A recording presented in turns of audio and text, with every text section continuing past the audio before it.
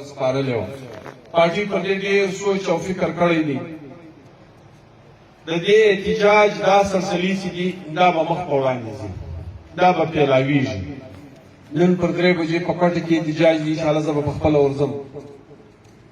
ماښام و سبا سهار به پارټي کښېني د نورو ملګرو سره چې دا ټیم پښتونخوا نیشنل عوامي پارټي، نیشنل ډیموکریټک موومنټ دا موږ یو پلیټفارم یو.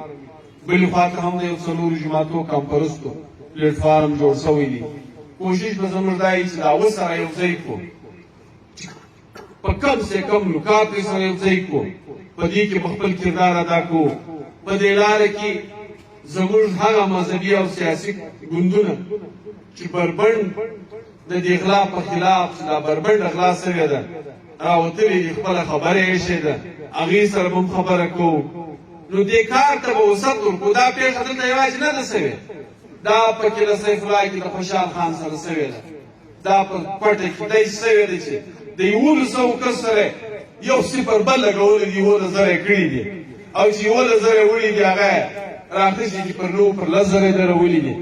داسې نتیجې مشهوره د سوشل میډیا ګپه راوتلې ده، وایي عثمان بزدار د پنجاب وزیر اعلی کم عقل و که بې صلاحیت و که هر طرز یې درلودی، خو کم از کم منتخب MP و دا محترمه چې پر کښېنوله، یعنې دې خپل سیټ وایي بایللی دي، د بل پر سیټ یې یارې 2 کاله بیا چې وزیر اعلی کړو. دا پېښه په ګرد وطن کې روانه ده.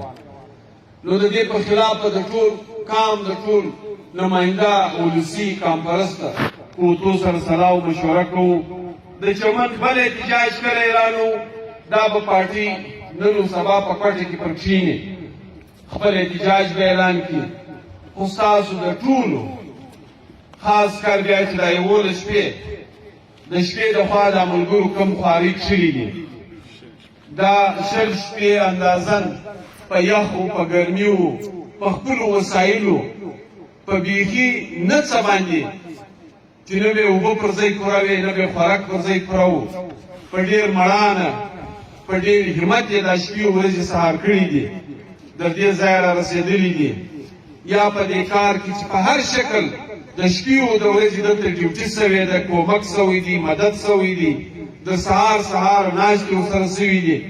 د دې ټولو د شکرې سره سره یا په شا چې دي چې هغه څومره ما په سټارټ کې یاد کړل، د هغه ټولو د شکرې سره سره نن به پر دې ځای زموږ د پرلط د احتجاج د روډ د بندش دا سلسله موږ ختموو.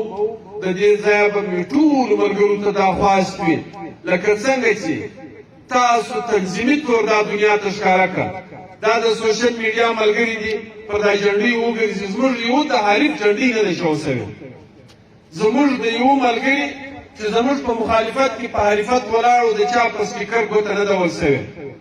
زموږ د 20 ورځو چې دومره لوړ غلا سوې وله چې دا هم ورسره تړلې وله چې دې ښار ته ښځو د ښځو سره ورجنګېدلې وای، خو زموږ د ملګرو زغم، زموږ د ملګرو برداشت یوه پاڼه نه که ماته پر دې تنظیمي صلاحیت